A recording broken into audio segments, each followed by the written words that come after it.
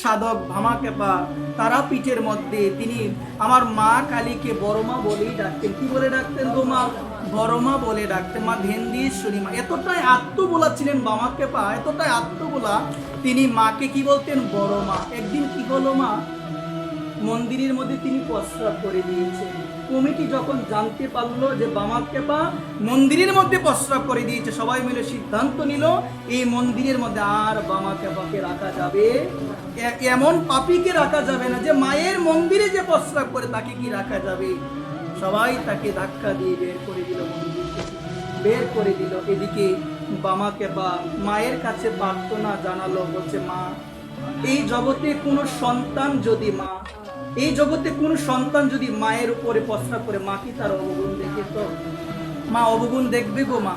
এই জগতে কোন সন্তান, দেখো মা তাদের ভাব কেমন ছিল, বলছি এই জগতে কোন সন্তান যদি মায়ের কুলে প্রস্রাব করে দেয়, মা তো তার অবগুণ দেখবে না। তো মা, আমি তো তোকে বড় মা বলে ডাকি, তাহলে আমার বেলায় এমন কেন হলো রে মা? এই কথা বললো মা। মা কি বললো? 3 দিন ধরে সাধক ভামাকেপা কোনো কিছু গ্রহণ করে না। কয়দিন ধরে? এদিকে মন্দিরের পূজারীকে আমার মা স্বপ্নে তাকে দর্শন দিয়ে বলল যে 3 দিন ধরে আমি কিছু গ্রহণ করি না। তখন পূজারী বলে, মা 3 দিনই তো তোমাকে ভোগ দিচ্ছি, যথা সময়ে যথা রীতি অনুযায়ী তোমাকে ভোগ দিচ্ছি, তুমি গ্রহণ করো না কেন মা? তুমি কেন গ্রহণ করো না? মা বলে উঠলেন, স্বপ্নের মধ্যে তাকে বলে দিলেন যে আমার বামা আজকে 3 দিন ধরে কিছু গ্রহণ করে না। আমার বামা যদি গ্রহণ না করে আমি কিছুই গ্রহণ করব না। আমার বাবা যদি গ্রহণ না করে, মা এখনো এই নিয়ম আছে, মা তারাকে ভোগ দেওয়ার আগে এখনো যদি আপনারা তারাপীঠে যান, প্রথমে ভোগ দেওয়া হয় ভামাকেপাকে, তারপরে সেই ভোগটা মাকে দেওয়া হয় মা। এমন দুর্লভ জগতের মধ্যে তারাপীঠে গেলে এটা দেখতে পারবেন মা। তারপরে তাকে আনা হলো, মা পুনরায় গ্রহণ করেছেন, এখনো সেই নিয়ম। ভোগ রন্ধন করার পরে আগে মাকে নয় মা, আগে ভামাকেপাকে দেওয়া হয়, তারপরে সেই ভোগটা আমার মা তারাকে দেওয়া হয়। এখানে কি পেল, কি পেয়েছি আমরা মা? কি পাওয়া যায় এই জায়গার মধ্যে? এখানে ভাব এবং ভক্তি পাওয়া যায়। ভাব এবং ভক্তির কাছে শাস্ত্র যে জ্ঞানের কথা বলে, শাস্ত্র যে আচরণের কথা বলে, এটাও অনেক সময় কি হয়ে যায় গো মা? এটারও অনেক সময় গুরুত্ব থাকে না। মন্দিরে কি প্রস্তাব করা যায় না মা? কিন্তু এখানে ভাবটাই হলো মুখ্য বিষয়। সেই ভাবটা তার হৃদয়ে ছিল। আমরা হয়তো বা মুখে ভাব দেখাই, কিন্তু হৃদয়ে আমাদের সে ভাব অনেক সময় থাকে না। কিন্তু ভামাকেপার জীবনে সে আমার মা তারাকে বড় মা বলে ডাকতো, শুধু মুখে নয়, হৃদয় থেকে, মন থেকে ভেবেছিল যে উনি হলো আমার বড় মা। উনি কি গো মা? এই ভাবটা প্রয়োজন মা, ভাবটা আমাদের দেখতে হবে।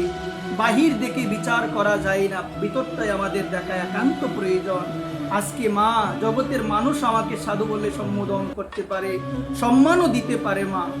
আমার হৃদয়ে একটি ভাবনা যে কতটুকু আমার প্রেম আছে গোবিন্দের প্রতি মা। দিন যাচ্ছে, রাত্রি যাচ্ছে, আমার অনুভব কেমন মা গোবিন্দের প্রতি?